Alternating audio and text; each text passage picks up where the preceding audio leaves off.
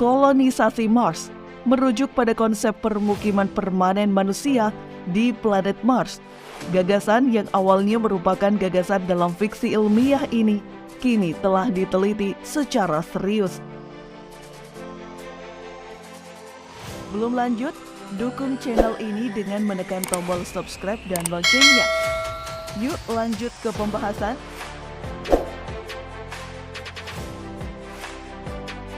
Mars adalah planet terdekat keempat dari matahari. Namanya diambil dari dewa perang Romawi. Mars, planet ini sering dijuluki sebagai planet merah karena tampak dari jauh berwarna kemerah-merahan. Di sana terdapat atmosfer yang tipis dan di permukaan Mars terdapat kawah, gunung berapi, lembah, gurun, dan tudung es. Lingkungan Mars lebih bersahabat bagi kehidupan dibandingkan keadaan planet Venus. Namun begitu, keadaannya tidak cukup ideal untuk manusia. Suhu udara yang cukup rendah dan tekanan udara yang rendah, ditambah dengan komposisi udara yang sebagian besar karbon dioksida, menyebabkan manusia harus menggunakan alat bantu pernapasan jika ingin tinggal di sana. Misi-misi ke planet merah ini sampai penghujung abad ke-20 belum menemukan jejak kehidupan di sana, meskipun yang amat sederhana. Konsep misi manusia ke Mars yang disusun oleh program ruang angkasa pemerintah nasional, seperti yang sementara direncanakan oleh NASA, Roskosmos, dan ESA, tidak akan menjadi pelopor langsung menuju kolonisasi di planet Mars. Proyek ini dimaksudkan semata-mata sebagai misi eksplorasi. Kolonisasi membutuhkan pembentukan habitat permanen yang memiliki potensi untuk pengembangan diri dan ekonomi sendiri.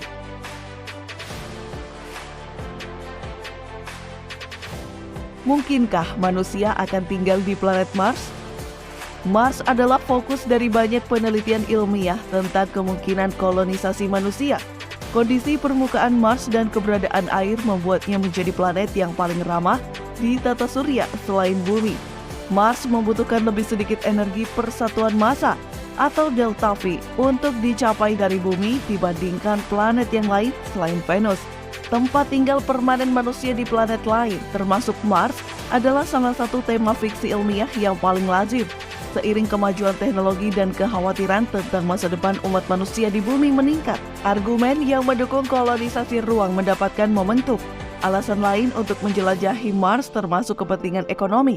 Penelitian ilmiah jangka panjang yang dilakukan oleh manusia sebagai lawan dari penyelidikan robot dan keingintahuan belaka. Baik organisasi swasta maupun publik telah membuat komitmen untuk meneliti kelayakan upaya kolonisasi jangka panjang dan untuk mengambil langkah-langkah menuju kehadiran manusia permanen di Mars.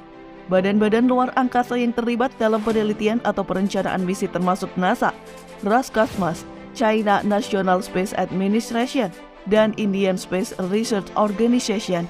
Organisasi swasta termasuk SpaceX, Lockheed Martin, dan Boeing.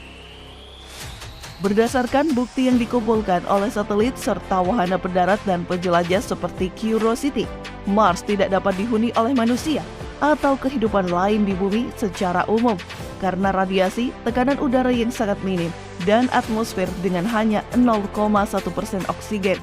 Antartika memiliki suhu yang dapat dibandingkan dengan Mars.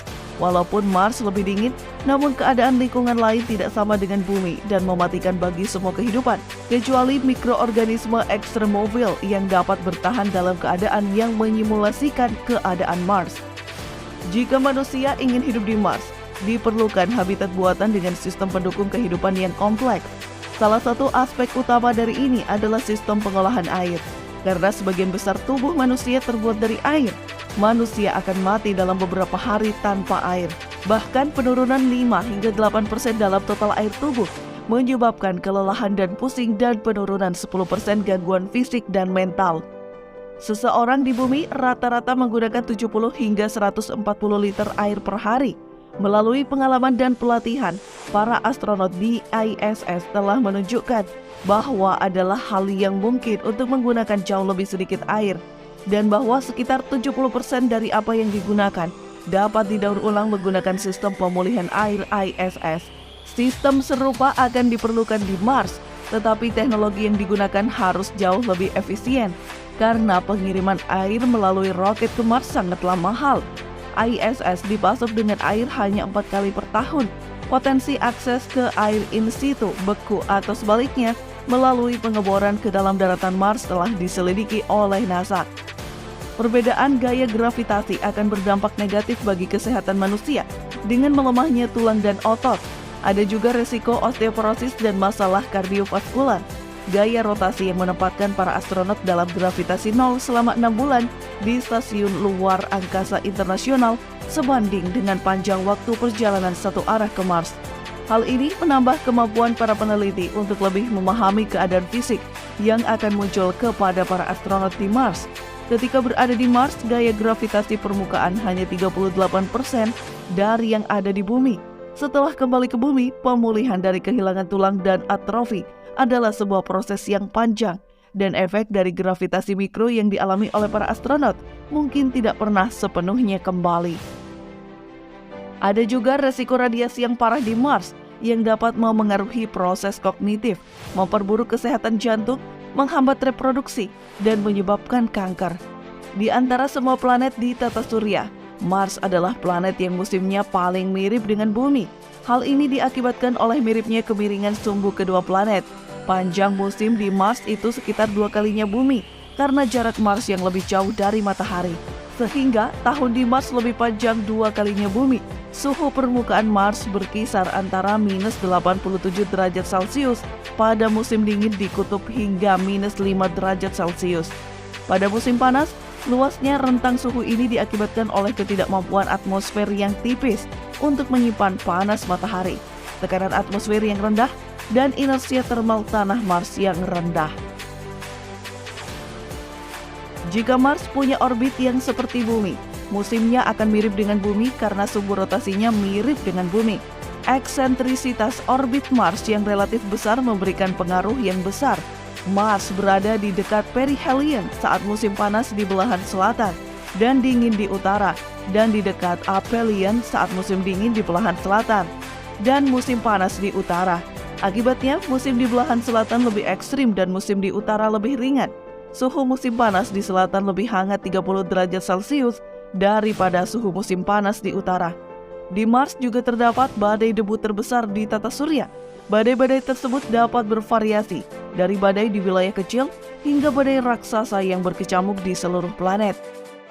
Badai tersebut biasanya terjadi saat Mars berada dekat dengan matahari. Badai debu ini juga meningkatkan suhu global. Berdasarkan pemahaman kelaik-hunian planet, planet-planet yang punya air di permukaan merupakan planet yang laik huni. Untuk mencapai hal tersebut, orbit suatu planet harus berada di dalam zona laik huni.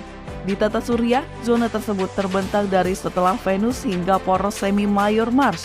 Selama perihelion Mars masuk ke wilayah ini, namun atmosfer tipisnya mencegah air bertahan untuk waktu yang lama. Bekas aliran air pada masa lalu menunjukkan potensi keterhunian Mars. Beberapa bukti terbaru memunculkan gagasan bahwa air di permukaan Mars akan terlalu berasam dan bergaram sehingga sulit mendukung kehidupan. Kurangnya magnetosfer dan tipisnya atmosfer Mars merupakan tantangan.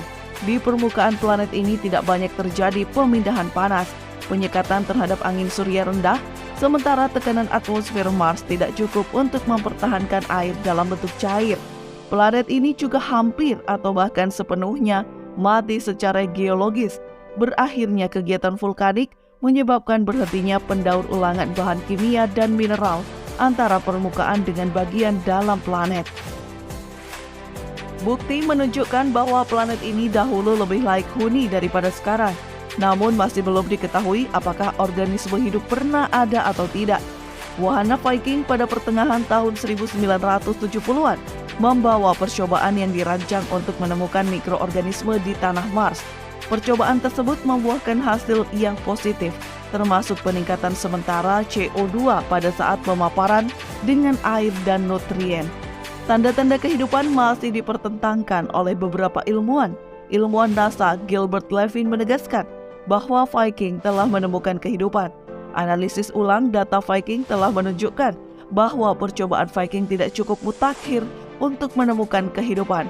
Percobaan tersebut bahkan bisa membunuh kehidupan. Percobaan yang dilakukan oleh wahana Voynich menunjukkan bahwa tanah Mars punya pH yang sangat basa, serta mengandung magnesium, sodium, potasium, dan klorida. Nutrien tanah bisa mendukung kehidupan, namun kehidupan masih harus dilindungi dari sinar ultraviolet. Di laboratorium Johnson Space Center, bentuk-bentuk yang luar biasa telah ditemukan di meteoroid Mars ALH 84001. Beberapa ilmuwan mengusulkan bahwa bentuk geometrik tersebut mungkin merupakan mikrob Mars yang telah terfosilisasi sebelum meteorit itu terlempar ke angkasa akibat tubrukan meteor 15 juta tahun yang lalu.